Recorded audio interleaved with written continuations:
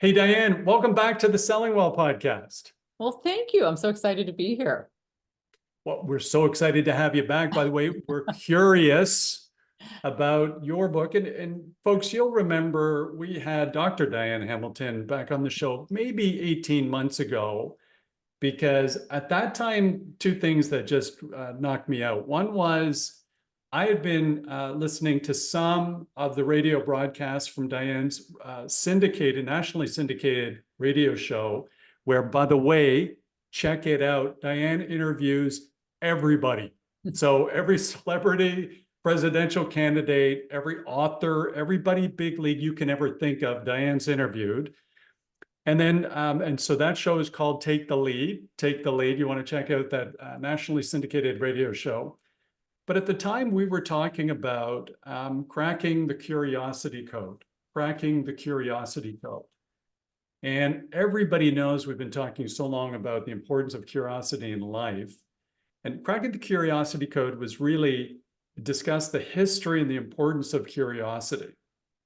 But Right. Diane's just released a new book, Curiosity Unleashed, where we take that history and importance and we start to see what's the actual impact on people, on businesses, on innovation. We talk a little bit about things like what's going to happen with the advent of AI.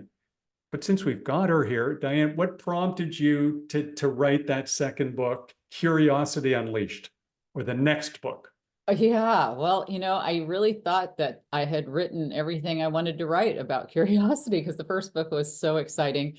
What was interesting to me with writing the first book was halfway through that book, I realized I had to fix what was keeping people from being curious. So that created the need to write my Curiosity Code Index. And I mentioned that because that index helped me find out what inhibited people from being curious so I could help them build their curiosity. But what I didn't anticipate was how much I was going to learn from all the training and all the speaking that I did over the last, 5-6 years, based on everything I had done with all the training courses and all the questions I got and all the stuff that, you can't answer everything in one book. And so this book pretty much addresses everything I've learned since then based on all that. And it ties in much more to financial connections because I got a lot of questions about that. And it ties into more stories of companies that, had either succeeded or failed based on whether they embraced status quo thinking. And really, that's how I define curiosity. It's getting out of status quo thinking, that ability to, it's not just reading a new article or asking a different question. It's so much more than that. So I took everything that I'd learned from just working with major companies, and I had created videos with Verizon, or I'd spoken with LinkedIn, or I'd done training with, EO, or if I went to Europe and did things with Thinkers 50 or whatever it is I worked on. I really found it was crucial to help people see the connection to building a culture of curiosity and how it helped, more financially, but without being boring and talking about statistics, because people don't want that. And by the way, boring. Why I did Your books are anything but boring. Let me just jump in. We read a lot of books, and so they're anything but boring. But connecting those dots between the actual core capability, the inherent capability of curiosity, and the connection into innovation, to values, to business results, all of those things, these real world examples, it's so universal in terms of all the leaders and the entrepreneurs that you've spoken to. They're all identifying curiosity as that critical trait. It's really fun to incorporate something like you mentioned. I've interviewed everybody. I'd like to think I have. It feels like it's something. But everybody I've interviewed, they're so interesting. And I included a chapter right at the beginning. If you've read through some of the book I sent you, and that was one of my favorite chapters. Is I included some of the highlights of what some of the most curious minds had to say about curiosity when they were on my show. Whether it was Daniel Goleman, the top emotional intelligence expert, or Amy Edmondson, who right now is the top thinker in Thinkers 50, a Harvard professor, or, well, you know, even Albert Bandura, before he died, was on my show, who was a top psychologist. I mean, this guy, think about it, right? Next to Freud, who would you hear about probably the most? Like, this is, you know, Bandura. Right. So he was so sweet too. He invited me to his house and we talked, and he was just such a nice man. But Wow. there's so much in there. Just some of these people, Tom Peters, you know, just the names that I was able to connect with, to get their insights. To me, that's my favorite chapter, just because I didn't write it and they did, and they had just wonderful wisdom. I found the same thing reading it. So in a sec, I'll ask, how did you pick, you know, those 6 or 7? Because obviously you've interviewed, you know, hundreds and hundreds of people.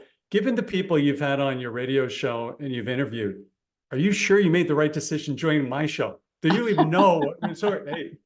So we'll have to edit that out, maybe. You're maybe top we'll of my list. And I love selling, first of all. I did sales for most of my life, so I love what you do. And how did I pick? You know, I was looking for the most interesting statements about curiosity. I didn't always talk about curiosity with people on my show. I mean, when I talked to Steve Forbes, I didn't really talk to him about curiosity. I would have loved to have included a clip from him, or, you know, it just depends who I talk to and where the conversation went. So I started reading, my shows are transcribed on my blog. So I started just like searching for the word curiosity just to see, you know, where it was showing up. And I'm like, oh, I forgot that conversation. That was so, you know, when you're doing the show, sometimes you forget what you're talking about because you're so doing everything at the time. And it's good to go back and listen. Yeah, you're so in it. So reading some of the things, Doug Conant, who turned around Campbell's Soup, or Zane Lurie, who had, you know, was CEO of SurveyMonkey. I mean, just these people had such insights that I thought, oh, I wish I had said that. So I kept it. Yeah. Well, you know, I really loved it. I love that. By the way, folks, this is at the start of the book. And, you know, you brought up Daniel Goleman. Mm-hmm. And for those who don't know, Daniel Goleman really brought emotional intelligence into the common nomenclature for the most part, because he started with the research in that area. Now we're using it in every performance evaluation that we looked at, but that wasn't the case 25 years ago. And he was the leader in this. And when you chatted with him, he is so interesting. The quote I love there from Daniel was, there are 2 strategies that companies and people generally use in life. One is to exploit, and the other is to explore. Definitely. Don't you love that? That knocked me over. Yeah, yeah. And it's true.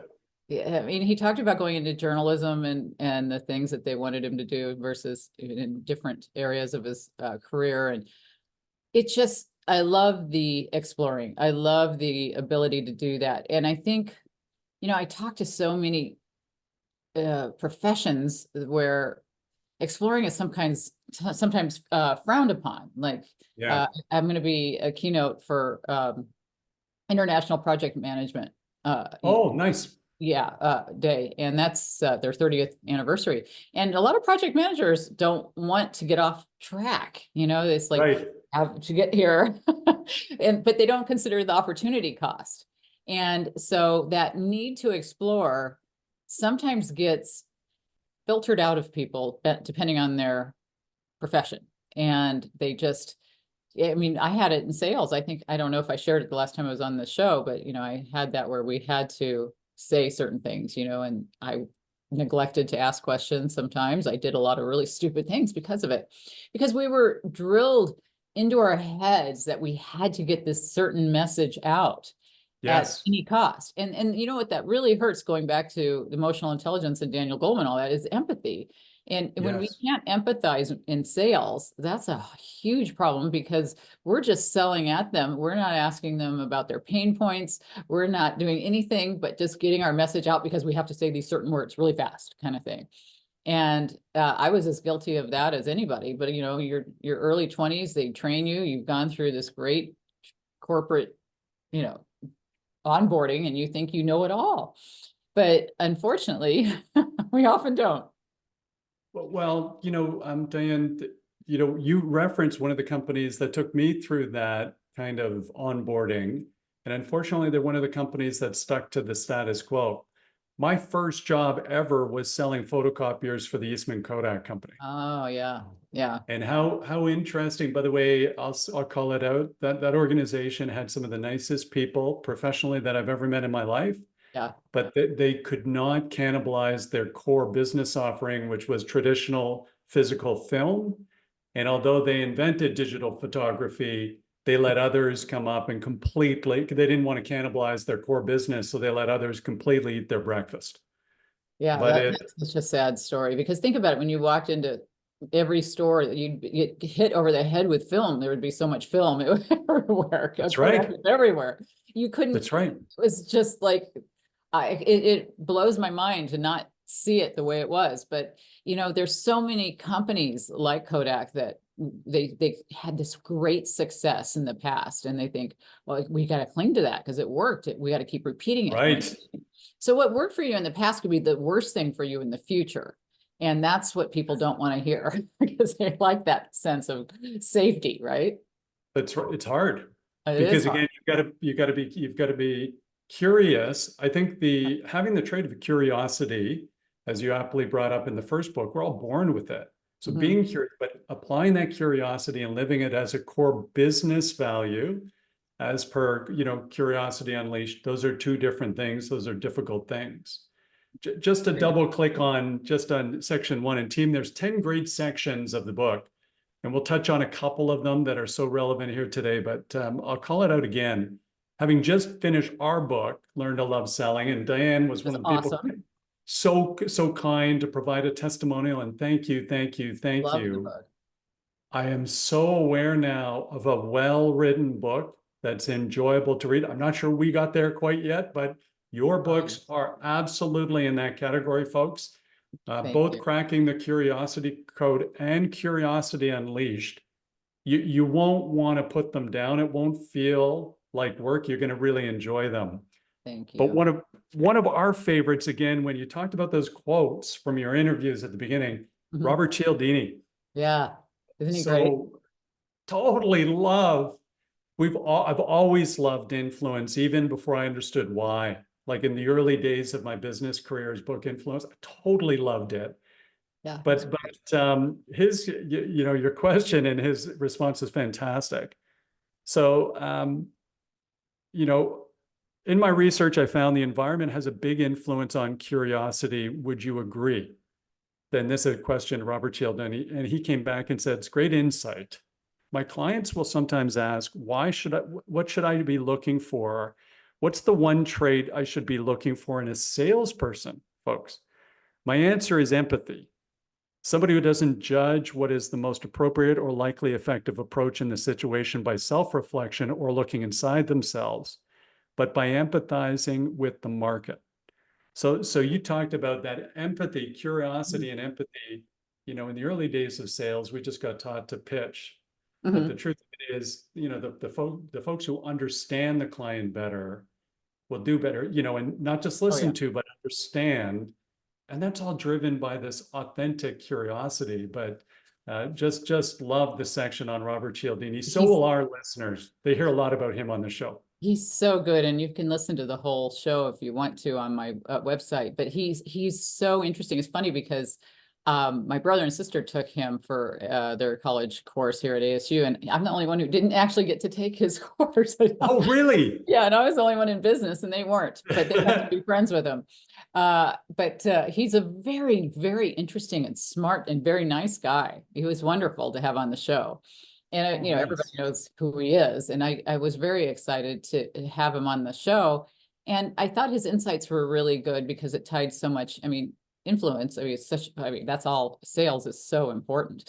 But when he talks about empathy, empathy keeps coming back to, I guess, how I got into any of this to begin with, because I wrote my doctoral dissertation on the impact of emotional intelligence on sales performance.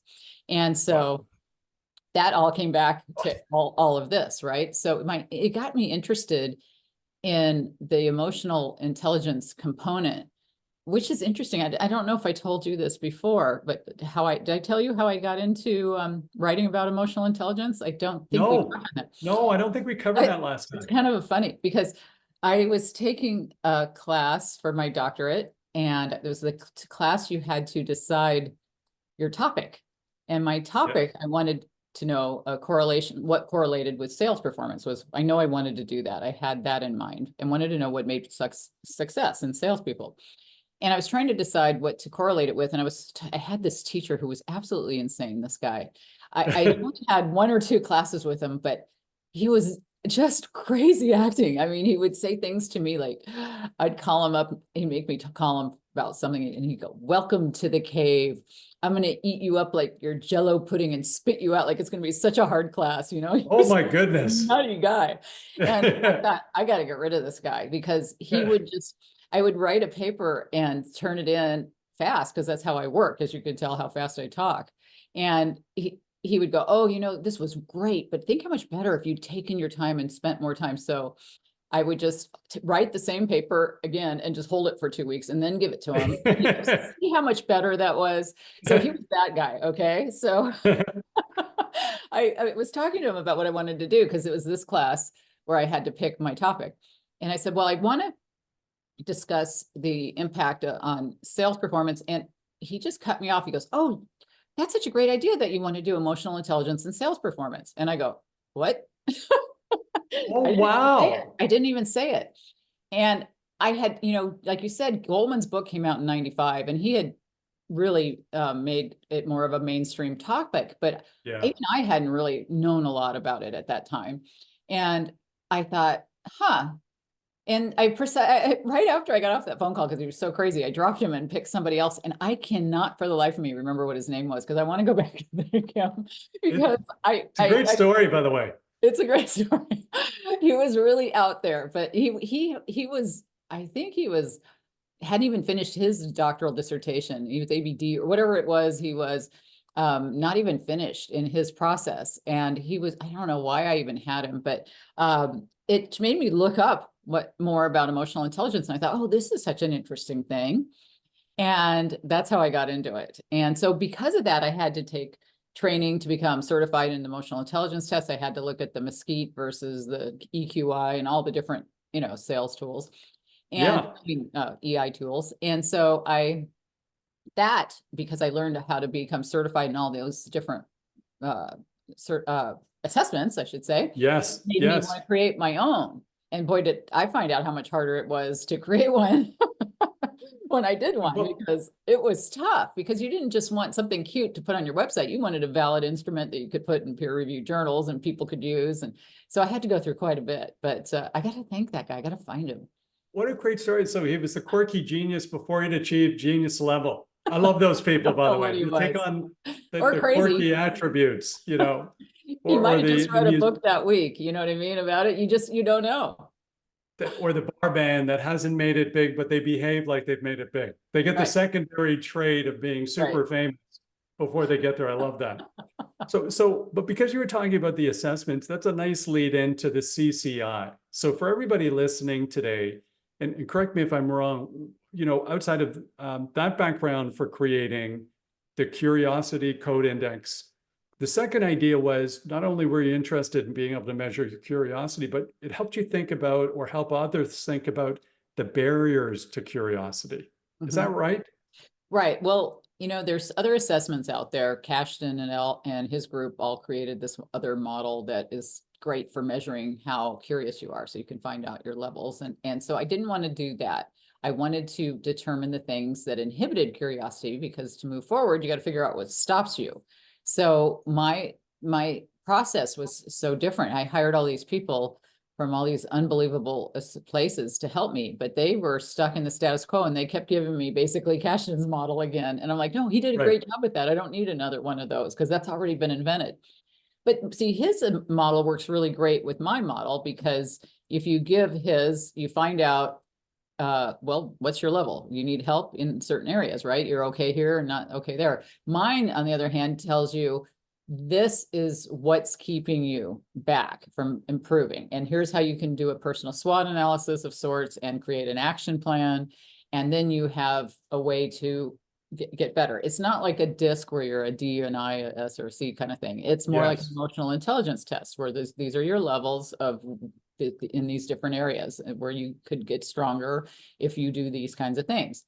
So it was interesting to create it. I've created different assessments now. I did one in perception, and you know, these are very challenging to do, and it takes years of research, and I studied thousands of people and different demographics, and it takes a lot of tweaking of questions to figure out what exactly Yes, to get the factor absolutely. analysis to work, and all the geeky stuff that no one cares about. But that was my process, and I had to fire all the statisticians I hired because they just kept doing the same status quo things. And I'm like, nope, I'm going to take my own advice, and I'm going to do this. I'm going to figure out how to do it myself, and I did. Well, team, by the way, you were referencing Kevin Cashman, right? Oh, yeah. A number of, so Kevin was Cashed on the in. show. It's cashed in. Cashed in. Cashed in. Sorry, sorry. I'm sorry. Cashed in. So what we'll do, team, is the links to the CCI, that we're going to put the links in the show notes. So the assessments that Diane's speaking of, the references to her nationally syndicated radio show, Take the Lead, all those links are in the show notes here today. But maybe one path, and I know we covered this a little bit last time, but it's worthy of thinking about it again, you know, those barriers. When we start to think organizationally or at an individual level, what are some of the things that start to hinder or block, you know, this natural curiosity that we all have? You aptly point out in cracking the curiosity code. When we're kids, we're naturally curious. Yeah. You know, we ask the 5 whys almost every time, but we start to lose that. What are these things that start to get in our way? You know, it's interesting looking at how it hits around age 5, and that was fascinating to me, that we start to lose our curiosity at that age, because it's the same as creativity. Yeah, it just mimics that same like peak and then fall. And you think about, you get into school, you do certain things at that time where you're not, you know, not blaming teachers, but when you teachers have limited time, they got all these kids, they can't answer every single question. And there's some impact from education. We knew that from a lot of the research. Sir Ken Robinson's great TED Talk talked about that with creativity. But it was interesting, because if you look at George Land's TED Talk and the research he did with NASA, he looked at how creativity was super high when they were 2, but by the time they're, you know, in 5 and that age, and then you get to 31 and it's basically gone. So that was what I wanted to look at, is, you know, what happens to it. And so I found, when I did the research, that I kept thinking fear was going to be a big one, because I'd asked a lot of people in LinkedIn and different groups to give me their top things, you know. But I was kind of surprised by some of the, like at least one of the other 4, there's 4 factors that inhibit curiosity, and they're fear, assumptions, technology, and environment. And I'll explain each of those. But fear, not surprising. You know, nobody wants to ask the question in meetings. You don't want to look stupid. You don't want to. You don't want to be in a sales presentation and ask a question, or have somebody ask you a question you don't know the answer to. I mean, in sales, we were taught, always say, don't lie, don't fake it that you know it. You know, tell them I don't know, but I'm going to get back to you as soon as I can. You looks a lot better than the wrong thing, right? Right. Yeah, yeah.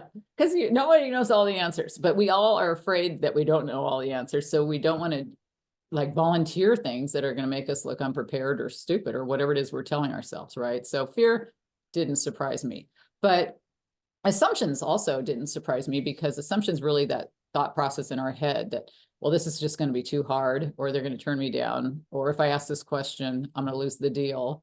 But I'd rather lose the deal now than have it fall out later because I didn't ask the question. So you have to think of the overcoming factors to those assumptions.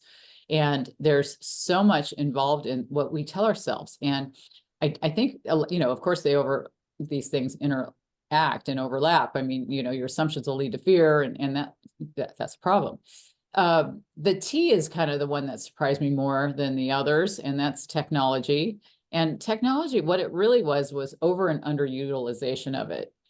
Okay. And so we either wanted to have it do everything for us and not think for ourselves, or we feel overwhelmed and we don't want to learn it. And so we just don't use it at all because we're behind, and, you know, and so we need to have high use and low use times where we figure out how to use it best and how to not use it at all and use our mind. And, you know, you give if I gave Einstein a calculator and never gave him the math behind it, would that he might be the greatest calculator worker, and but hey, we we need that mind, right? So we have to Right. have the foundation, and then we have to know how to use that foundation. So it's kind of like an hourglass, you're building and then you're building on top of that. So it's very important to pay attention to that, because a lot of people think, oh, I like technology. Well, maybe you like it too much that you're not. That's right. And so they Stop get the thinking. results. Yeah. Stop Yeah. learning how to spell. Right. All that. Yeah, that's right. We'll get to AI in a second. Yeah, I want to talk to you about some of my research with AI and chat. Remind me. Yeah. But on the last one on E, environment really was a big one for me. I really could relate to that one, and that was how everybody you've ever had interactions with influenced you. And it doesn't matter if it's your friends, your teachers, your family, your current boss, your past boss, social media, you name it, anything like that will influence how you think. We get confirmation bias, we get all these different things that reinforces our thinking. And your family might wanted you to do this job, or somebody thinks sales is the best job in the world, you have to go into sales. No, sales is the worst job, you should never go into sales, or whatever they tell you, right? You get exactly right. Right. Yeah. So it's going through all these, there's 9 sub-factors under each of those areas, and we work on that. And when I go to companies, we deal with their report. They get a big report like you would if you took an emotional intelligence test or DISC or something, that you get the big report from taking the 10-minute assessment. So we go over that, and I share with them a lot of stuff. And then we all kind of whiteboard all our ideas and create action plans and all this stuff to overcome these issues. And then the second half of the training, which is kind of fun, is then we deal with the organization's issues. Like if they have problems with communication or turnover or emotional intelligence or critical thinking, whatever it is, you've talked to the leaders first, of course, you find out their top problems, but then you also find out from the actual people what they think are the top problems. And then you come up with all this whiteboarded great ideas of how to build a culture of curiosity and what they're not doing. Because we know Harvard Business Review reported that, leaders think they're encouraging curiosity, but then you ask their people and they're not agreeing that it's wow. Right. So there's a disconnect. So you got to get it from a couple of different angles here. And then what's great is when either if I'm training or the trainers who do this, because I certify people to do this, so that because I can't be everywhere, but we create these reports to give back to leaders. So it's like, it's such an important report because they get it from the employees in an anonymous way. Disney, I think I wrote in the book about Disney, because they went to their employees and asked them, how can we make your job better? And they got back really great solutions to issues about air vents, making them not so hot, and tables making their back not hurt because they adjusted. And they saved a lot of money from doing that.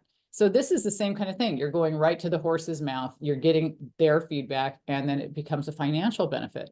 And I think leaders hear curiosity, or people hear curiosity, and they think, well, that sounds all nice and cute, but they don't really know what you mean by it. And it's really about being innovative, being relevant, being out of status quo thinking, and saving not only the company money and all these hassles, but for the individual, it's increasing their money, especially in sales, because you're building empathy and you're getting connections that make better communication, and it boils down to making more money for you. And it makes you more engaged in what you do because you're better aligned to what you're doing instead of just repeating what somebody told you to say. Well, by the way, thank you. There's so much to unpack in there, and we're going to lead back to AI in a sec. But one of the things is always good to go back to, and those of you watching this on YouTube can see my really dog-eared copy of Diane's book, Cracking the Curiosity Code, because I still read physical books. I like physical books. I highlight things, but I keep going back to it because, team, anybody listening to this podcast, you already know that great feeling you get when you're having a conversation with a client, a prospect, a teammate, a friend. When you're super engaged, you feel better. They're telling you and you're learning to understand or listening to understand. Diane points out in her first book that's because dopamine's getting released. That's why we feel good. It feels great when it happens. We love dopamine. So the second thing is just that pure definition, simple definition of curiosity. It's just a strong desire to know something. And I think a lot of times that explore or exploit, that we heard from Goldman Mhm. is, how often are we in that conversation where it just doesn't feel like it's authentic curiosity? Maybe even in selling environment, somebody's asking these questions where you keep saying yes, yes, yes, and they're leading you down a path. And every study I've ever read says we all repel being manipulated in any way, shape, or form. Yeah. But when you're having a conversation with somebody where they're saying, wow, your first book, that's so interesting, Mark, tell me more about this. We've had a couple of friends and family have this conversation. We're getting kind of tired of talking about the book because it's been 3 years, but they're just so excited. They get that energy and enthusiasm, and you go, this is authentic. It's Right. contagious. Definitely. You feel good as that recipient. Well, it's just Team more there. interesting too. And you don't feel like that imposter syndrome thing where you're saying somebody else's words. I Oh, thought I of know. something else that was very hard for me in the pharmaceutical training I had, the pharmaceutical sales. They made us memorize just like these long things to say, and you had to Yeah. say it in a specific order and a specific way. And then when I got back in the field, my boss goes, nah, forget all that. Don't do any of that. It's like 2 years of training, just like, never mind, but it actually, he had such great insights because he would go into the offices and he'd go, oh, look at that Selling Well podcast sign behind you. Now tell me about that. And, he would be interested in what's on their walls. What kind of plant is that? I got a plant like that, whatever. And he would make conversation. He didn't Yes. just go, hey, this is why you need this, the minute he walked in the door. And I learned a lot from watching him. He's interested and interesting. Right. You're trying to get that, you're trying to interested and interesting. And, old Dale Carnegie from 100 years ago, you can make more friends in 2 months by becoming interested in somebody else Right. than you can in 2 years by trying to make them interested in you. It's still It's so such a true. important, yeah. Yeah, It's so 100 important. years later. Yeah. A lot of his and Zig's and all the famous guys have, sayings, a Yeah, lot of that, it's evergreen because people are people and they like to be that's right. related to in a certain way. And that's a Tony Alessandra's quote about, treat people as they'd want to be treated instead of how you'd want to be treated, is also such an important thing because I dealt a lot with that when I wrote about the book of The Power of Perception with Dr. Maya Zelahich. And we were, you often just forget that people don't always see things the way you want to see them. I remember calling on a doctor and I was like, oh, I'm going to use this line. This is going to be so good. And I said, you don't want this, you don't want your patient. I had a migraine drug. And I said, you don't want your patients calling you up in the middle of the night, waking you up, they'll have to go to the ER and all this stuff. And he just goes, I don't care if they go to the ER, it's not out of my budget. There you go. And I'm thinking, okay, I'm not going to you, first of all. But second of That's all, right. you're just not expecting that because you're assuming that he cares about his patients. And so we're back to the assumptions where you go running down a rabbit hole where you have to realize that not everybody cares about the same things you care about, and not everybody has the same opinions about everything. And we're learning that a lot with, everything in the social media stuff. But in the That's for sure.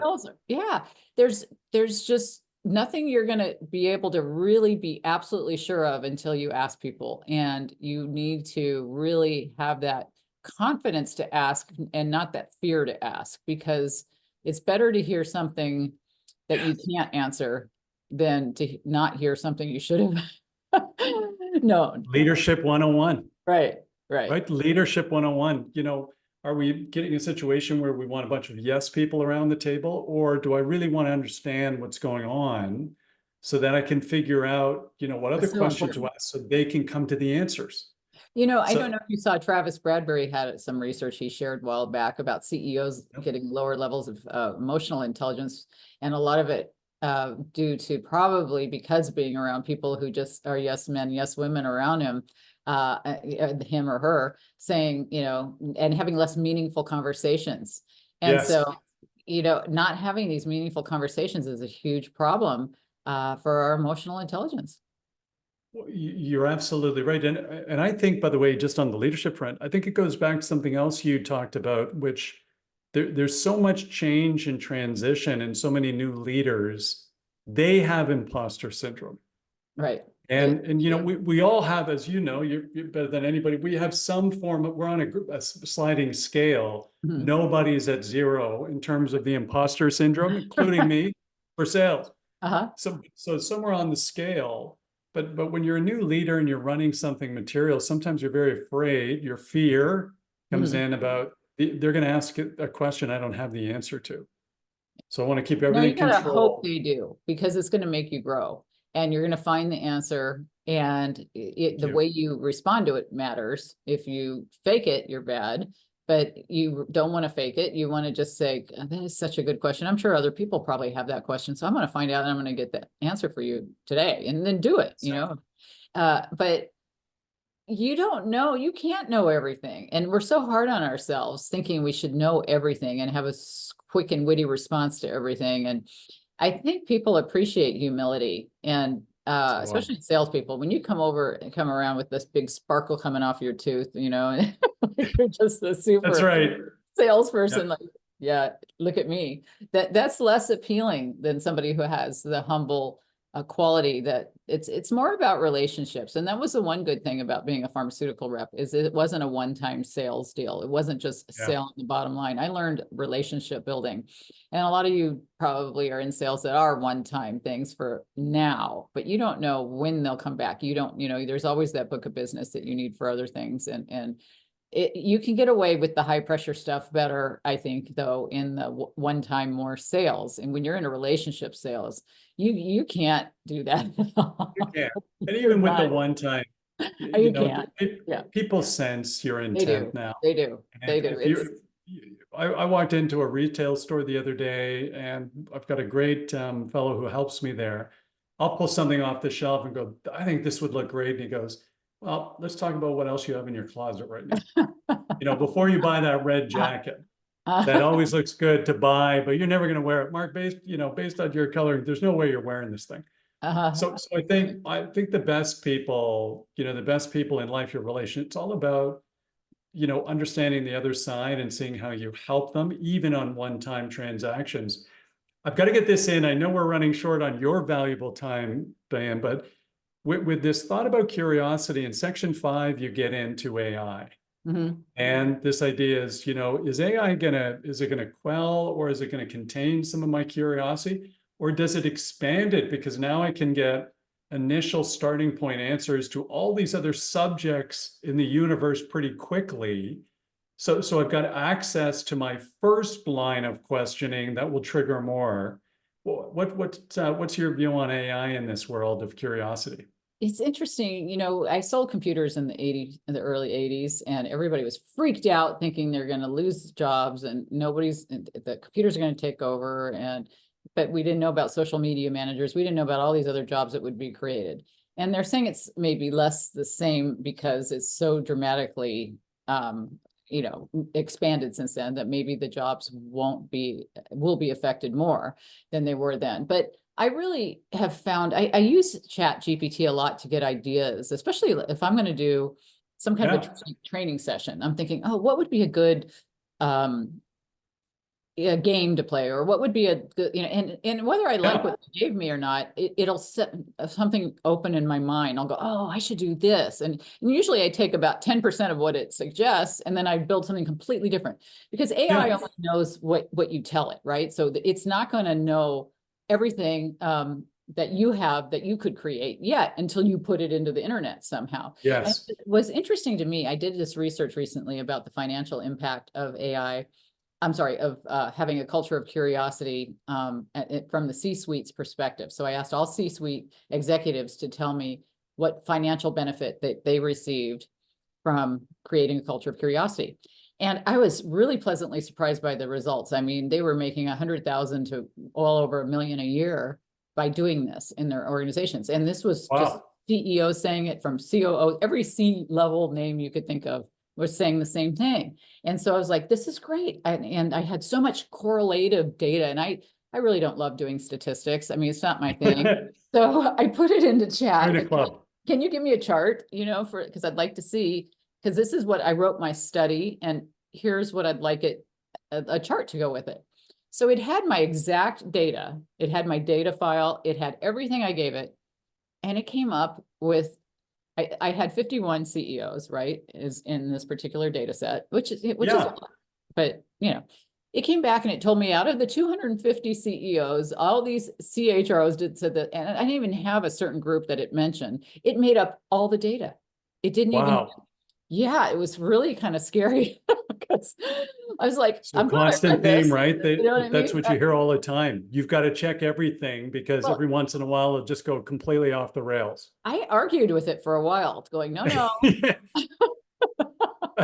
As a mother, I know how to argue with it, was So just going to say, did you win? I How didn't did? win. I didn't. I gave up because it couldn't do it. And I Yeah. think a lot of it is, it's the way it's programmed is to make things look better than what you put in. And they want it to be more glowing or more, they use certain words that are kind of annoying after a while. The landscape comes up a lot. I don't even use that Yeah. word.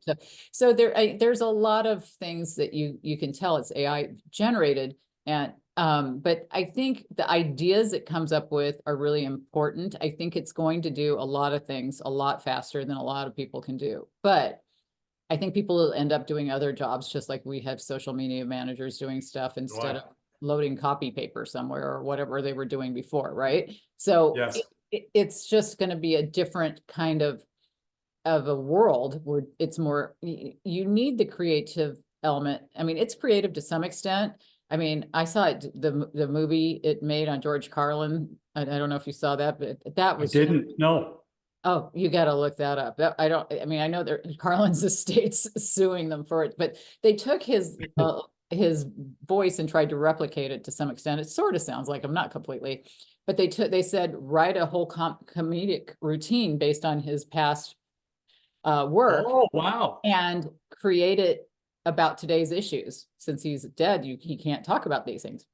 And it was pretty accurate, the kind of things he would have talked about in the style in which he would have given it. How And about that? so it's going to take a lot of creative license, but it's not only going to know what he used to think like. It's not going to know he might have developed into, right? And so it's got a scary element, no question, but it's also got a really positive element because it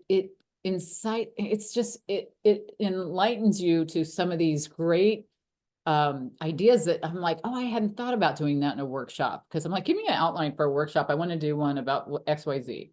Or Yes. I'm gonna sell to this company. Tell me the most recent products they have and what this guy's background is or this gal's background. And it's and give it to me in this format in certain ways. It just keeps things fast for you to do Yes. research, to do what you were going to do anyway. It just gives you more time to do it. So there's the good and there's the bad with any kind of technology, always. But I mean, everybody freaks out when new stuff comes out, and it'll always be good and bad in all aspects. But I think that right now, it is fun to see what it can do. And I've been playing with it quite a bit just to see how to use it. I think that's the good advice, by the way, with Yeah. any technology like this, that it's definitely going to be a mainstay. Play with it. Just you get in and you find some things for certainly for entrepreneurs. There's a productivity component in there Oh, where, definitely. basic marketing, you could put your book in there. You could ask for email blasts to market the book. You could ask for sell sheets on the book, podcaster questions on the book. You Yeah. could give that to the next person interviewing saying, hey, these are 20 questions that might make sense for my book. So, and all of it comes in a minute. Oh, So, it's so so this fast. is, it's I find it's going to be interesting staying abreast of it. I always like this theme of technology will enable your future, but I think it comes back to make sure it's not one of your barriers, make sure it's Definitely. not the T in fate, Yeah. not too little or too much. Love Diane, what it. a pleasure, by the way. We hit the end again. So what a pleasure speaking to you again. Thank It's great, you. great to see you. I'm And thank you. excited. The Thank you. book's out. So here it's actually, I'm sorry I didn't get to give you an actual copy, but you got to read the pre-launch I will. I'm going to order my version. copy. And Well, it's very exciting to have it out. And I don't know if you saw on LinkedIn, I did a promo offer for companies that want to build a culture of curiosity. If you have a larger number of people you want to to give this Curiosity Code Index to. I'm giving it away for free if they've bought 50 or more books. So I'm doing certain things Wow. that that's a real big value to people, but it's been so much fun. And if you guys get a chance, it's out there, but you can find everything. I created a special website that goes to my main website at drdianehamilton.com, but it's a special website just for that offer. If you want to look at unleashcuriosity.com, because Curiosity Unleashed was already taken, so it's reversed, but so unleashcuriosity.com, which is what I want you to do too. And I think there's so much to be learned about getting out of status quo thinking. So I'm super excited about this book. Amazing. So team, every one of those links will be in the show notes for today. And I can say with confidence, you're not going to regret reading either book. So Curiosity Unleashed, Cracking the Curiosity Code, great reads, interesting reads. And so you'll want to pick these ones up for sure. Diane, thank you again for joining us today. What a pleasure chatting with you. Well, thank you. And thank you for sharing your book with me. I loved it. Oh, thank you. By the way, thank you so much for providing such a wonderful testimonial for our book. I really appreciate it. Learn to love selling, folks. And team, by the way, thank you for joining the podcast today. So if you like today's podcast, please share, tell your friends, and then like and subscribe to the Selling Well podcast, because that actually really matters to us. That's how we get great guests like Diane. And thanks for doing so. If there's something we can do to make this podcast more helpful for you, that growth-oriented sales professional, please let me know. My email is markcox@inthefunnel.com. That comes to me. We love constructive criticism. We actually respond to every note we get. And some of the things we do today are because you gave us good suggestions. So please reach out to us if there's a great author we should be interviewing, if there's a topic we should discuss. We'd love to hear from you, and we'll see you next time on the Selling Well podcast.